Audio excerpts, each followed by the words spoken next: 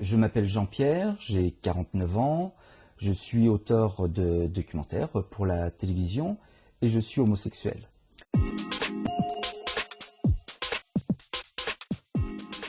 La loi qu'on nous propose, le mariage pour tous, je m'interroge. Et je m'interroge pour qui est faite cette loi. Parce que je me dis, si elle est faite pour les homosexuels, moi qui vis en province, et je travaille beaucoup à Paris, je connais pas beaucoup d'homosexuels qui souhaitent se marier, d'ailleurs pas plus que de se paxer, parce que le nombre de gens qui se paxent en fait en France, de personnes de même sexe, sont très peu nombreux.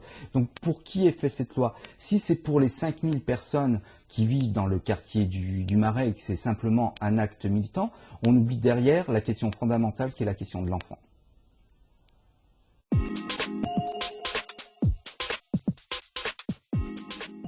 Moi, je suis attaché à aucun parti politique et à aucune association. La question derrière, c'était la question, pour moi, fondamentale de l'enfant. Et parmi les réponses que j'ai eues, c'était, bah oui, mais et la liberté et l'égalité. Et moi, je pose la question, et la liberté et l'égalité de l'enfant là-dedans? Est-ce que l'enfant, il n'a pas sa liberté, son égalité, comme son petit copain ou sa petite copine d'école, qui peut avoir effectivement des parents divorcés, recomposés, mais ils ont un père et une mère.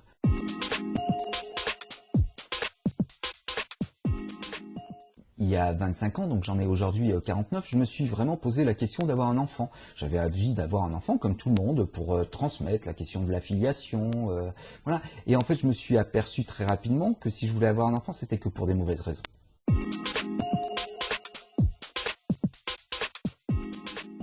Le désir d'enfant que j'avais, il se trouve que je suis auteur et parmi ma création, j'écris des contes pour enfants.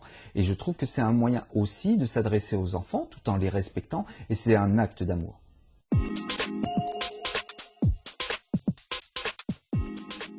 En fait, ce que je voudrais dire, c'est que la loi qu'on nous propose, le mariage pour tous, est une loi pour les gays, pas pour les homosexuels, et là, je voudrais qu'on s'y trompe pas.